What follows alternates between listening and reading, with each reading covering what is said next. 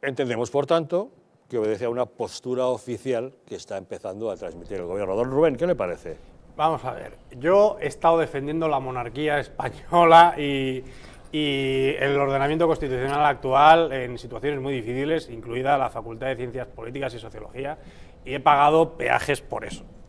Pero una vez dicho eso, aquí hay una crisis de régimen en la que entra la monarquía y en la que, además de algunas explicaciones, incluido de por qué se está por allí en vez de estar aquí, yo lo titularía Los grandes misterios que a mí me gustaría conocer y que me parece que nos vamos a quedar sin saber. O sea, me gustaría que lo explicara, pero mucho me temo que nos vamos a quedar sin saber.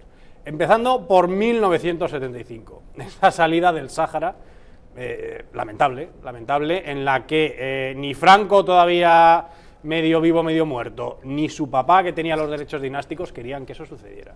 Y hubo allí una muy extraña negociación en la que incluso en el año 2012 la ONU sigue diciendo que somos los responsables de lo que pasa en el Sáhara, y a día de hoy somos los responsables de lo que pasa en el Sáhara. Pero desde la monarquía española se ha presionado en esa dirección.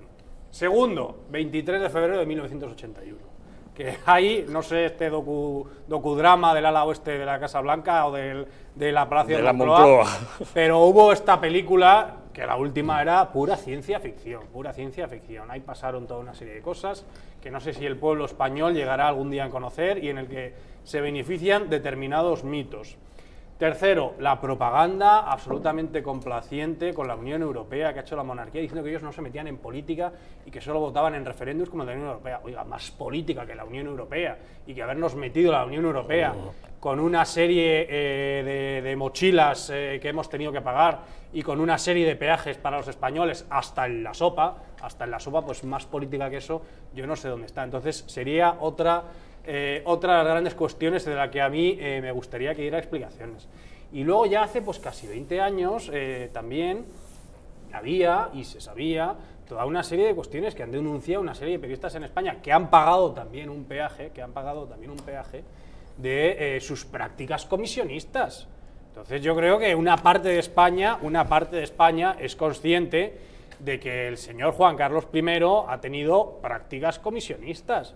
Entonces, como hay en otras partes de España, pero al final, en el país de los tuertos, pues, o en el país de los ciegos, el tuerto es el rey, ¿no? Pues a lo mejor ha sido un poco también eso la cuestión.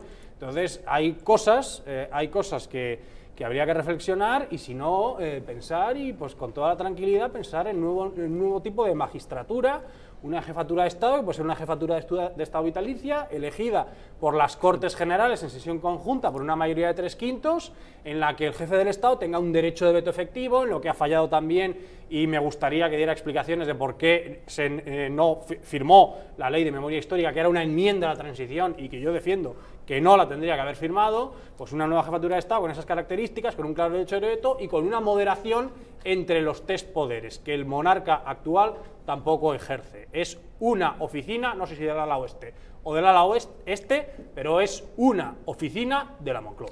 Don Rubén, me parece estupendo todo lo que usted ha dicho, y usted tiene derecho a decirlo como ciudadano y como analista político. Lo que a mí me sorprende es que el propio presidente del gobierno ponga en cuestión a la jefatura del Estado de ese modo en un corrillo con periodistas. No, eso son chanchadas. Eso es lo que a mí me llama poderosamente la atención, porque creo que es un desequilibrio institucional. Porque la opinión personal de cada uno, y usted es muy razonable y perfectamente respetable, y usted está en su derecho de expresarla, pero el presidente del gobierno sembrar ante un grupo de periodistas sombras de duda respecto a la honorabilidad de la jefatura del Estado, del rey emérito, eso es lo que me llama por la debilidad que se ha dejado marcar también Felipe VI, porque es él el que le correspondía haber hecho una serie de salvaguardas y de actuaciones claras.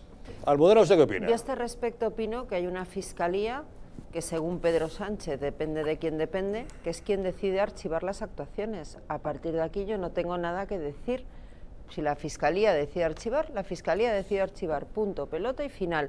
Sí tengo que decir una cosa, que lo que es sorprendente es el desprecio, una vez más, del Partido Socialista por boca de Pedro Sánchez en ese corrillo con periodistas, y de Isabel Rodríguez, después del Consejo de Ministros, a las instituciones del Estado. Y voy a decir por qué me parece peligroso.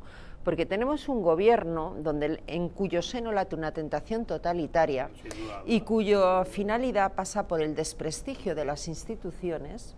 Estamos hablando de uno de estos casos, por domeñar al Poder Judicial, por criminalizar a la oposición y por, si pueden, cerrar el Parlamento como hicieron durante ese estado de alarma inconstitucional y donde vulneraron derechos fundamentales y que aprovecharon para aprobar leyes infames como la ley CELA por la puerta de atrás. Es que tenemos un gobierno que no respeta las instituciones. Si el señor Sánchez dijo que la Fiscalía depende de, ¿cómo dijo él? ¿Y de quién depende la Fiscalía? ¿De quién depende la Fiscalía? ¿De quién depende la Fiscalía? Que no se refleja